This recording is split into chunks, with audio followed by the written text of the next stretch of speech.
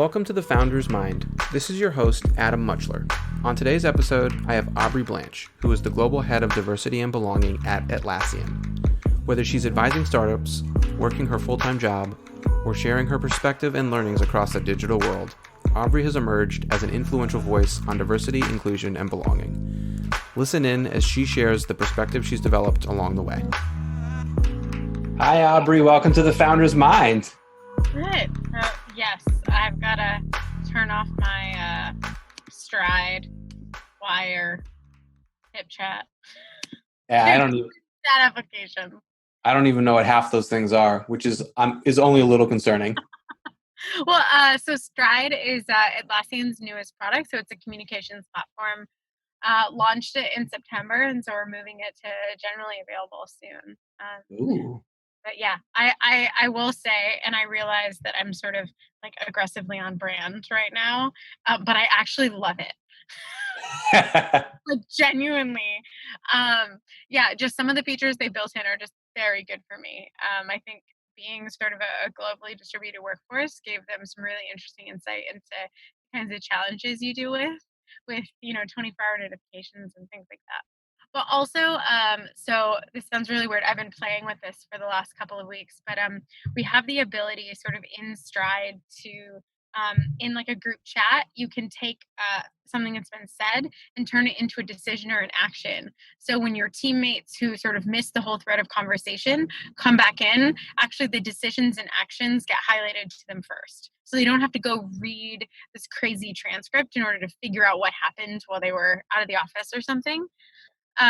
So it ends up feeling like you're connected, but taking a lot less time, which, because half my team is here and a big portion of them are in Sydney, we spend a lot of time sort of ping-ponging back and forth. Heaven forbid you make technology functional. Right. No, so I get really excited because it's just meaningfully like improved my ability to do stuff. So many times my experience with technology leaves me with the question of why is it, what is the function of this? And I get what the intention was, but like it doesn't add value. It doesn't make my life easier. Yeah. And I worked at Apple for 7 years, and one of the things in retail mostly, but like one of the big things that I was inundated with and pulled away is you want to create technology, whether it's software or hardware, that makes you forget that you're using technology. Yeah, that makes Like sense. that it's just delivering the value and the function that you need, and that the moment, and that this is why I say that, the moment that little spinning wheel comes up, you remember that it's a computer and you want to throw it out the window.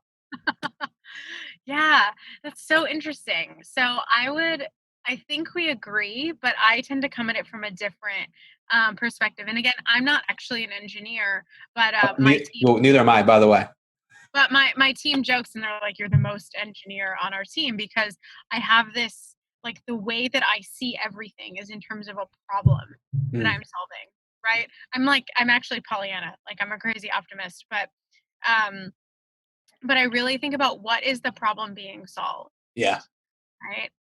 And that's it. And you get to that point of like, is it creating value? Is it reducing friction? Is it serving a purpose? Because what I found is that, especially with technology, when that's not happening, it's because people were solving the wrong problem. Oh, yeah. Right. They didn't go deep enough. They solved sort of the surface level. Yeah. But they didn't actually sort of root cause it to identify what's actually causing the problem and then solve for that one. So you sort of accidentally solve the problems at every layer sort of up along the way. And I'll take what's coming up for me, which is just where I take things, is that because the development, the engineering space and the startup space is dominated by a single demographic, specifically my demographic. Yeah. And men tend to jump to problem solving before, really understanding the problem. If I were to generalize, it's rampant in technology also, and it shows up everywhere, which is problems have been solved that might at the very surface be reasonable, but like when you dig in, like you're saying, you're missing all these parts. Like the Did you see that vending machine, like the bodega vending machine debacle A on little bit. online? I was actually out of the country when that was sort of in the news cycle, so I sort of caught the tail end of it and like the analysis, but missed sort of the inciting incident, if you It was will. like a 12-hour Twitter like blow up of this company that launched, called Bodega. They're going to be these vending machines, and they're going to replace bodegas. And my immediate reaction was like, wow, like what a perfect example of Silicon Valley bubble bro mentality. I was like, people have cash. People need to have access to a store. Like you need to have a more diverse inventory than a vending machine. It was very interesting. That's what, see, I think, yeah, it comes from, so the way that I talk about this and bringing it back to sort of diversity in Silicon Valley, which is sort of my bread and butter, literally, I guess, because that's what I do all day, Which I um, love. is, is that people, no matter who you are, people solve problems they understand. Mm-hmm. And there's two reasons I think that the homogeneity of Silicon Valley becomes problematic. One, because you're not necessarily even just talking about sort of bracketing it to a particular sort of gender or racial group, but also in most cases a very particular economic status. So there's an even bigger conditional on that, and so the problems that are being solved, right? And I'm sort of joking, right? I have like 3 apps on my phone to like get pizza delivered to my house, and like that's great for me. Like I really wanted a pizza on Oh yeah, Saturday, yeah. but it's unlikely that someone who's come from a very affluent background, who maybe isn't a racial minority or isn't sort of marginalized in terms of their gender, are going to solve a problem that like a gender queer immigrant and person of color has.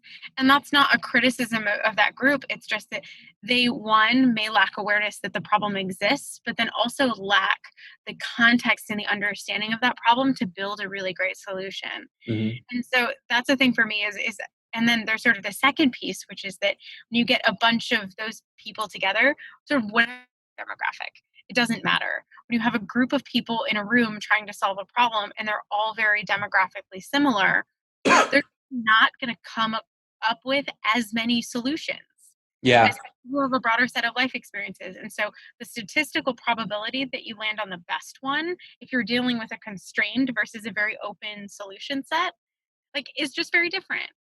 And so for me, there's lots of these arguments about why diversity is valuable, but Silicon Valley is sort of predicated on solving these impossible problems. And I'm not convinced that Silicon Valley as a whole actually understands all of the impossible problems out there. So I don't necessarily believe the hype about that type of thing. no, I mean, I agree with you, and I love it. I mean, and I have the advantage that I sort of live between a lot of these different groups. So in that way, I'm privileged in a sense from my own perspective and my own life experience, that I've sort of lived with one foot in a lot of camps. So I'm, a mixed race Latina woman, but I'm very white passing.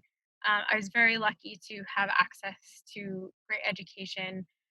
I'm an LGBT person, but I, pass as straight, things like that. So I've been lucky enough to basically get to see both sides of a lot of Yeah, issues, that most people just don't have the life experience to sort of hop back and forth on. Like, yeah.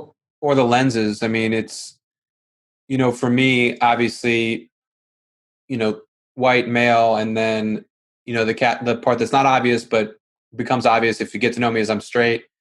Um, Something I think about a lot is how do we have more conversations, and how can we expand our lens, and not like just develop empathy, but really develop an understanding of what the lens is that I carry by default, and checking that lens as much as I can, because sometimes it happens in a way that's embarrassing. Sometimes it happens in a way that's like I just didn't know. And sometimes it's that unconscious bias, which is it rears its head even though it's not in resonance with my intellectual feelings or knowledge. mhm. Well, and I think that's it is so something I learned sort of an aggressive lesson when I joined Atlassian, right? Because again, I have the privilege, but also sort of the handicap of I've had a lot of experiences where I've lived on both sides of it. And I got to Atlassian, which is an Australian company. And, all of a sudden I realized how very much my lens as an American influenced the way I thought and perceived things and how I thought about solving problems. And so it's been really amazing for me. And I've talked about this before. As I came in, I was really excited to talk about sort of how do we improve, the representation and experience of racial minorities in technology, all these things. And all of a sudden I got sort of hit in the face by the fact that I had to start a lot earlier because the overwhelming majority of my colleagues weren't American.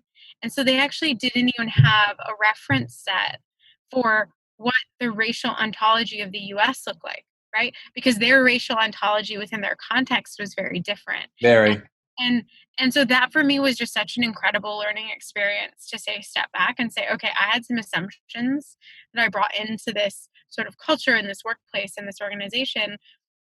And luckily everyone kind of, I learned really quickly when I had this amazing employee who was like, what does Hispanic mean?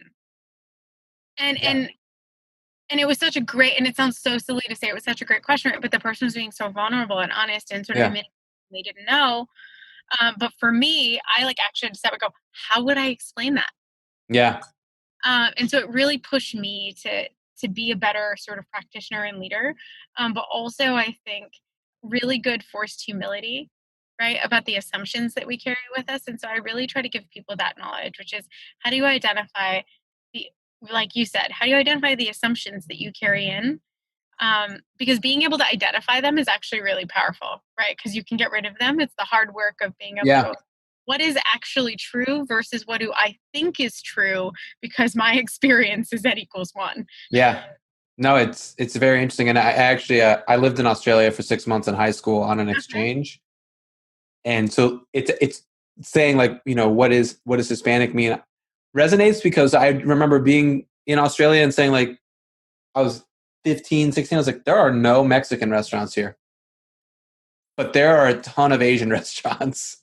Absolutely. And so it's not that there's sort of a right or a wrong. Yeah. This, which is the other thing that I think is that D&I, a lot of times it can go into this right or wrong discussion, and a lot of what it's about, right? There are things that are objectively right and wrong, but yeah, I think that's it. Is if you can almost even level up from talking about particular categories of diversity, because people have a lot of complicated emotional realities connected to identity, and just say this is actually about learning and growth and thinking about and being able to with people different from you, and you create an in for them that way. I think it becomes really powerful. So for example, we've tried to do that a couple of ways, which is one, we've really tried to sort of hold on to the concept of intersectionality in all the programming we've done, partially driven by me and my opinions in my life. Sure. But also, you only have a couple intersections. Right. I know. I'm I'm like hat trick diversity. And yeah. Like a six-way intersection. So once I hit 40, right, then I get extra bonus. Yeah. But this idea of intersectionality being everyone has layers. Because what I also see happening that I hate is that, straight white men will be like, well, I don't count. And I'm like, well, you totally count.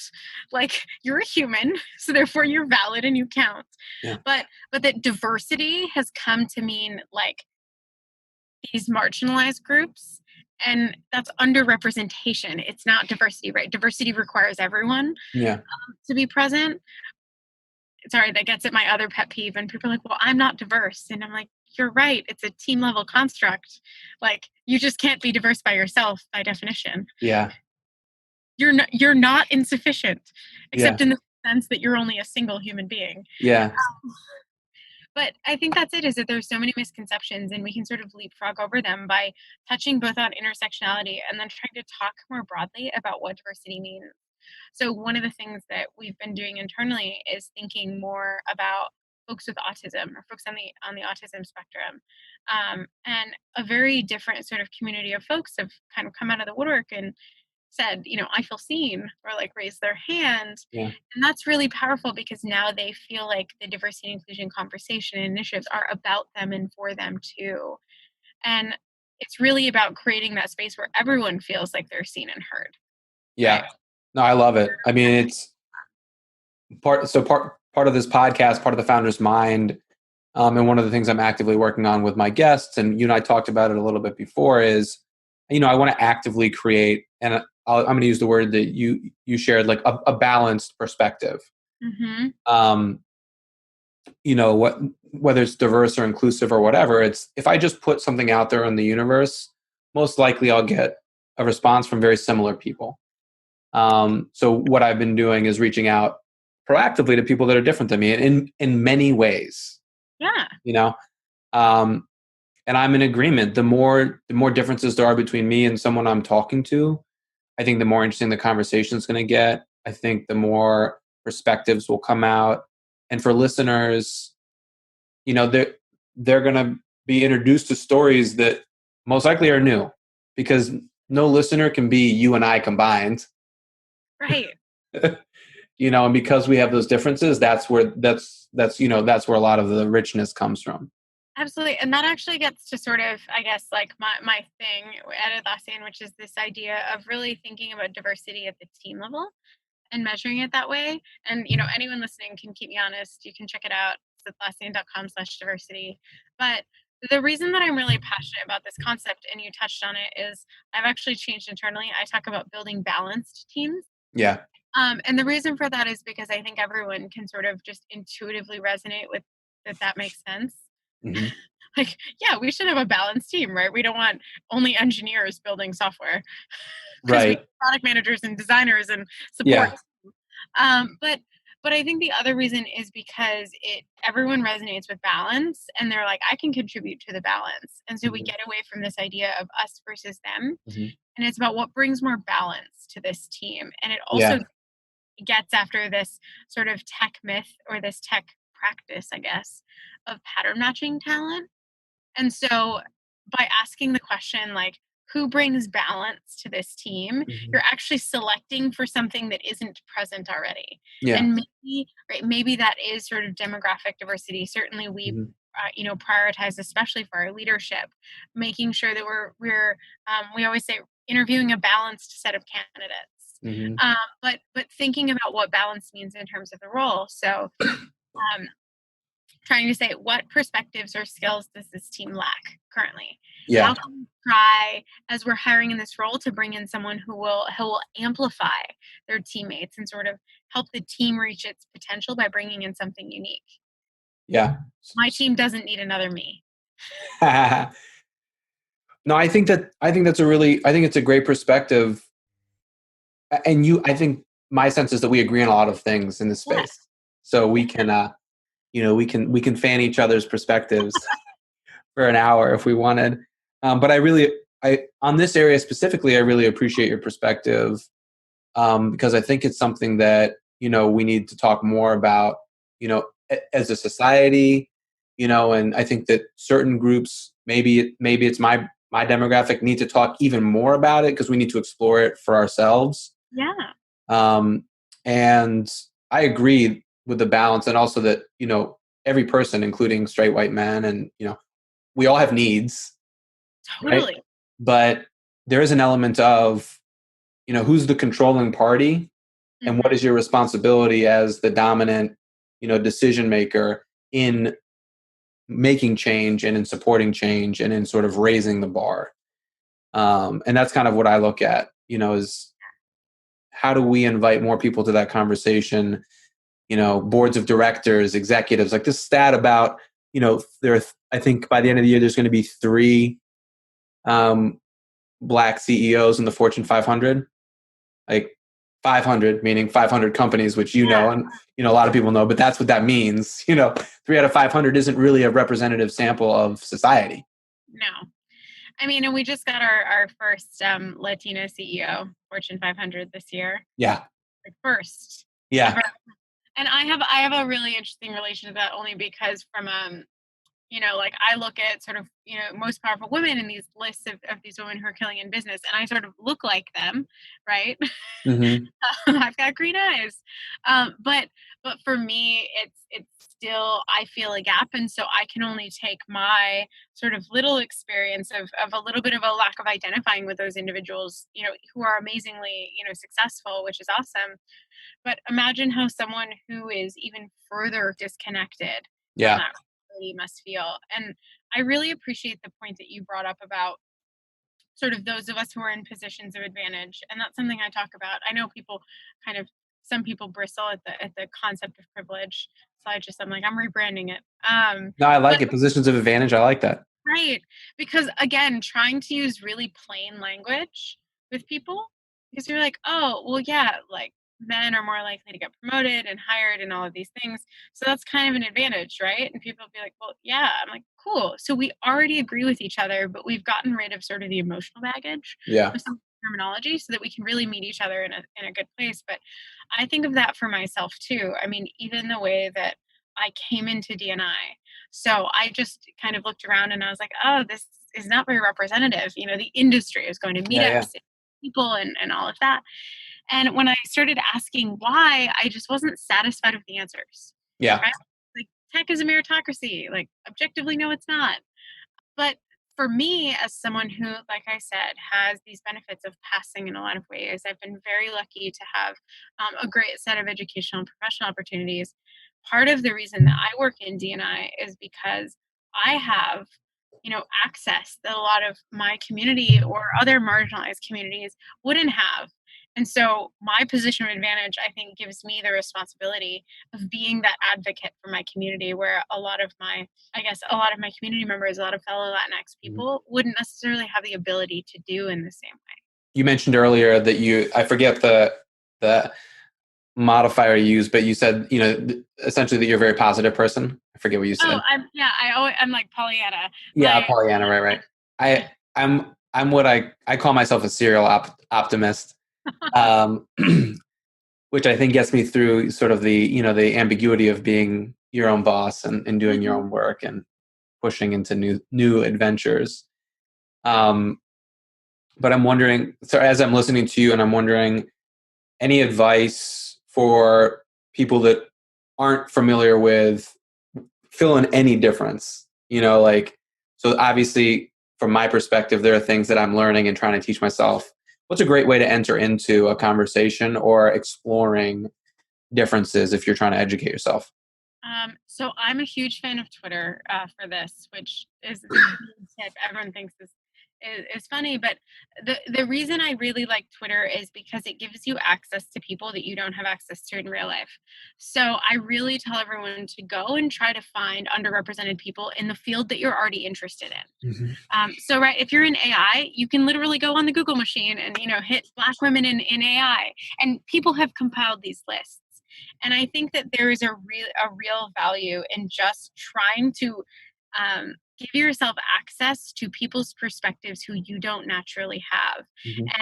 And the second thing is use Google. There's incredible amounts of educational resources there. The number of essays about these topics on Medium.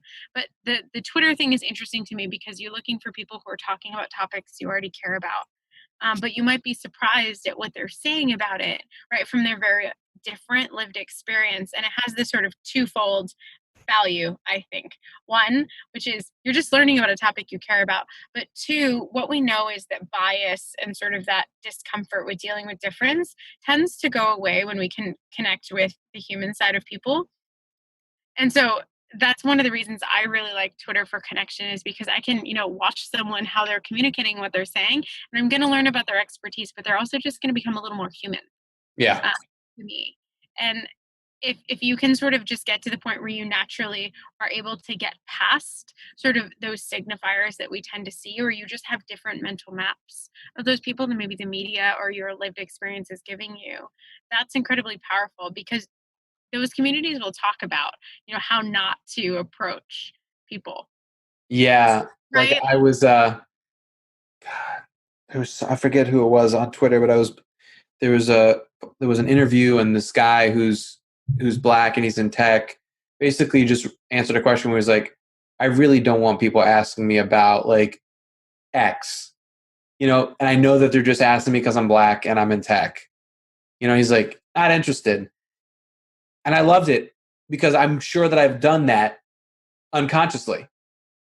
But it's a learning experience, Yeah. right? And so that's the other thing, is like you will sort of be able to listen to those voices, and you'll get guidance for yourself, and then also find experts about what you want to learn about, and ask for something specific. So one of the things I get tons and tons of, messages being like, I want to talk, can I pick your brain about D&I? And I want to help so bad, right? Like I have boundary issues about that. Like I want to help everyone all the time. Yeah. But for me, it's really hard to respond to that because I don't know what they need. I don't know how complicated it is. I don't know how much time it takes. So, but if you email me and you say, hey, I'm trying to figure out this, do you have a resource about this topic? I can immediately help you, or I can tell you no, but I can introduce you to someone who can help. And so that's the other thing is when you approach people to ask for help, one, ask for something specific, tell them why you need it, and then offer them something in exchange that's more than coffee, right? Not that coffee is not great, but it's things like, can I pay you for your time? What's your standard rate? Or is there something that I have of value to you that I could provide, right? Be open about that. Maybe it's I'm in marketing and I can give you 30 minutes of free marketing consulting if you can give me some advice on this topic. Maybe that's it. But so remembering that when people are educating you about D&I, that they're doing real labor a lot of the times. But yeah, those are sort of a world of suggestions for you. Is there, how can people sort of follow along in your story? I mean, you are obviously a wealth of knowledge. And if people listen to this and they say, I need more, where can they find you? What should they look for? I'm going to go back to Twitter again. I'm really active on Twitter. So if you want my opinion on something, just follow me for a couple of days. I'm sure you'll get it. Or you can ask me. But yeah, I think that's part of it. Hopefully. What's your Twitter handle? It's at AD Blanche. I would just agree with your comments on being specific and using Twitter. It's how I'm getting most people that I don't know. Just a great way to connect. It comes down to, I think everyone sort of gets a lot of requests, broadly speaking. And so I end up triaging based on the people I know that I can help or that I feel confident that I can provide value to them. And so the more specific you are, the easier it is for me to sort of make that connection, if that makes sense. To be sure that I'm actually going to be helpful to you, because there's certainly some people who I just don't have the expertise to be useful. Yeah. It's also extra work if it's vague, right? Mm-hmm. Yeah, totally. Takes more time, all that stuff. I really appreciate your time. And I feel lucky, even if there's only one listener out there in the future, that like I get to listen as well. That's awesome. No, I mean, I was really excited when you reached out because, like I said, I really, really care about just helping entrepreneurs like tackle these issues. And I can't necessarily do that. Like taking care of Atlassian is a big job. And then I sort of have my side hustle and I have life, and that's literally all the time I have. Yeah. So opportunities like this, I'm always really excited because my goal at Atlassian, and thankfully I've got co-CEO support there, is that we're trying really, really hard to be very, very open about what we're trying and how it's working and when it's not. Because our goal, and this sounds really silly, but if, there was a founder who learned from what we were doing and then did it even better, right? That's a total win. Oh, yeah. Because it means that we've created knowledge that benefited the industry more broadly than just us. So totally. I love opportunities for stuff like this. Thank you for listening to this episode of The Founder's Mind. On the next episode, I have Courtney Grange, a multi-potentialite. What's that, you ask? You'll have to listen to the next episode to learn more. To make sure you don't miss any awesome wisdom from guests and stay up to date on the most recent episodes of The Founder's Mind, be sure to visit thefoundersmind.com. You can also follow along on social at The Founder's Mind. I look forward to sharing future episodes with you all, and don't forget, rating and reviewing The Founder's Mind means a lot, and it's greatly appreciated. Until next time, take care. In the world, going through all of this insanity, and try to bring new ideas, make them a reality. Illuminate in the thoughts, make it a priority to implement what you learn. What you get is what you be. In a world full of noise, hard to find that clarity to try to lead subtly, never full of vanity, and try to change something small or try to change humanity. Power forward through the dark, founder's mind is what you see.